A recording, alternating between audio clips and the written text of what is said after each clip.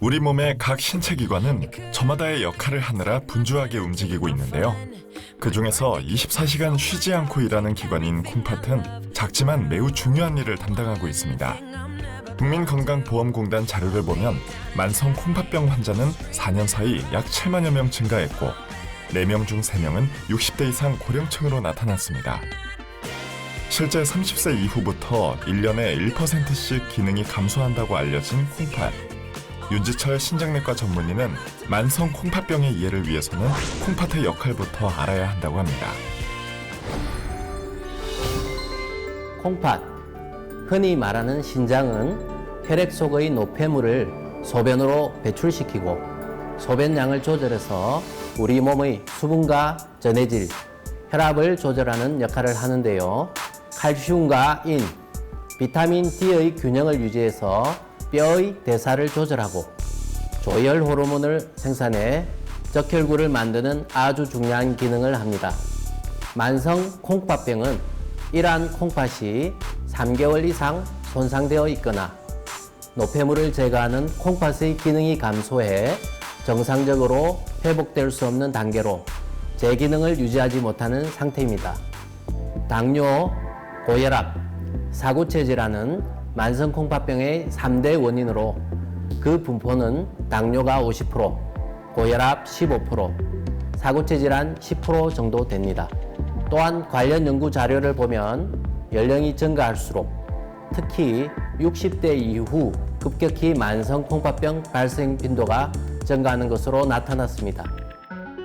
콩팥은 손상이 되어도 초기에는 별다른 증상을 느끼지 못하다가 질환이 상당히 진행된 후 체감되는 증상이 나타납니다.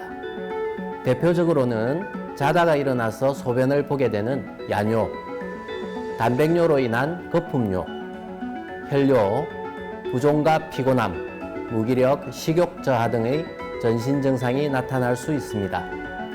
급격하게 체중이 변하거나 소변량이 증가하고 소변을 자주 보면서 불쾌한 냄새가 나거나 혈압이 높은 경우 등 여기서 한 가지라도 증상이 해당되면 콩팥의 이상이 있을 수 있으니 반드시 신장내과 전문의의 진료를 받아야 합니다.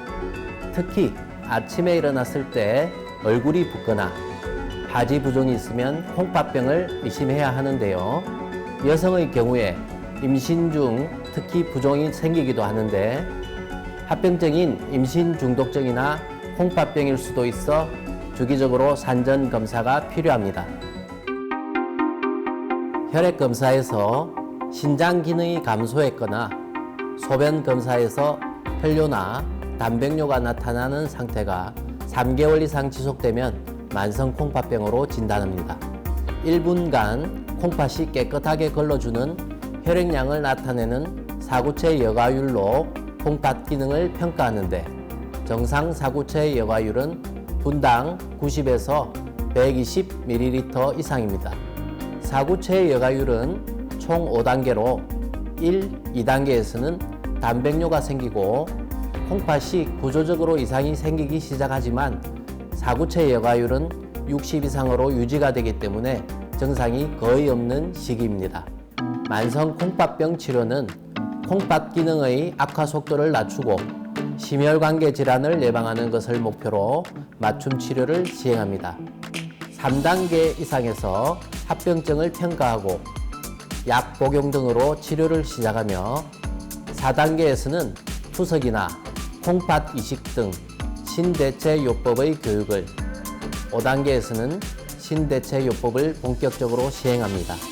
급성 콩팥병은 원인을 조기에 발견해 치료하면 다시 회복하는 경우도 있지만 3개월 이상 방치된 만성 콩팥병은 기능이 돌아오지 않아 회복이 어려워지기 때문에 치료 시기가 매우 중요합니다.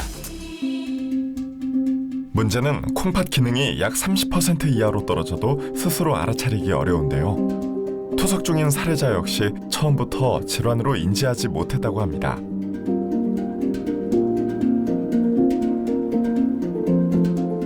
처음에 알게 된 게 다리에 부종이 심해가지고 단백뇨가 나오고 혈뇨를 좀 하는 바람에 선천적으로 신장이 좀 나쁜데 약주를 좀 하는 바람에 소변검사하고 혈액검사를 하니까 빨리 큰 병원으로 가라고 급성 사구체 신염이라고 해서 콩팥 기능이 30%밖에 안 남아있다고 얘기를 들었어요. 1년 동안 약을 복용했는데 그게 다시 재발을 해가지고 그때는 이제 약으로서 조절이 안 된다고 하더라고요. 그 선생님.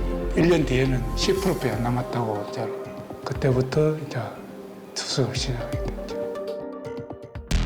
사례자의 콩팥 문제 신호는 심한 다리 부종으로 왔지만 낮으면 괜찮아지다 보니 읽어내지 못했고 약물 치료 그 이상이 필요했습니다. 오늘 컨디션은 좀 어떻습니까? 컨디션이 좋습니다. 예. 투석하고 어지럽거나 피곤하거나 그런 증상은 없으시고요. 그거는 예. 요즘은 숨은 안 차세요? 예, 숨좀 탄죠. 괜찮으시고.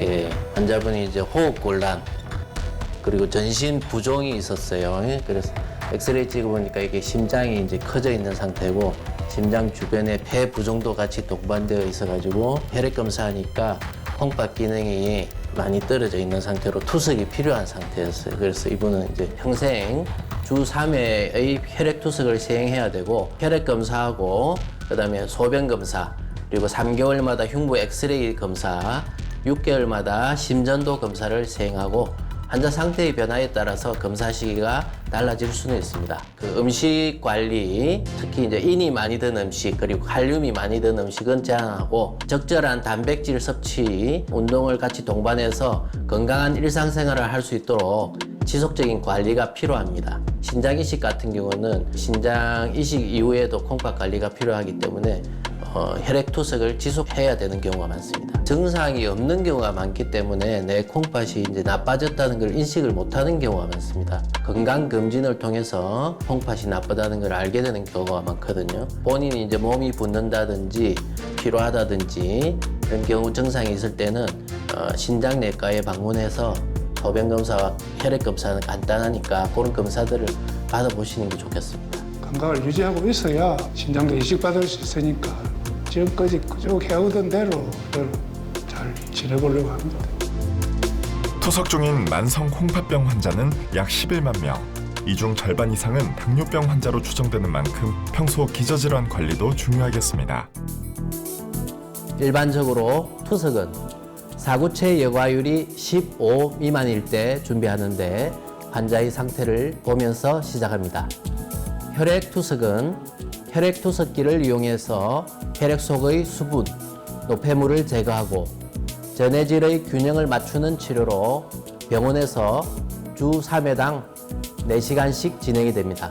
복막 투석은 복부 장기를 싸고 있는 복막을 이용해 몸속의 수분과 노폐물을 제거하는 방법인데 복강 내 투석용 도관을 삽입하는 수술을 먼저 해야 하고 이 관을 통해 하루에 3에서 4회 가정에서 투석액을 주입하고 배액합니다. 일정 시간 저류시켰다가 배액하는 과정을 반복해 체내에 축적된 수분과 노폐물을 제거합니다. 투석 치료는 고칼륨 혈증인데 약으로 조절이 안 되거나 전해질 불균형으로 부종이 심해지는 경우, 빈혈이 심하고 걸으면 숨이 찰 경우 시작을 해야 합니다. 한번 시작하면 콩팥 이식을 받지 않는 이상 평생 해야 하는 투석이기에 더욱 신중해야 하지만 너무 늦을 경우 생명의 위험이 있을 수 있어 조심해야 합니다. 저염 위주의 식습관과 규칙적인 운동으로 적정 체중을 유지하고 비만과 당뇨병 등을 꾸준히 관리하는 것은 콩팥이 망가지는 시기를 늦추는 가장 쉬운 방법입니다. 특히 투석 환자는 심, 뇌혈관계 이상으로 사망하는 비율이 매우 높아 예방을 위해 고혈압, 빈혈, 고지혈증에 대한 적극적인 치료가 중요합니다. 금연과 금주는 물론 콩팥에 부담을 주는 약이나 약물의 오남용도 피해야 합니다.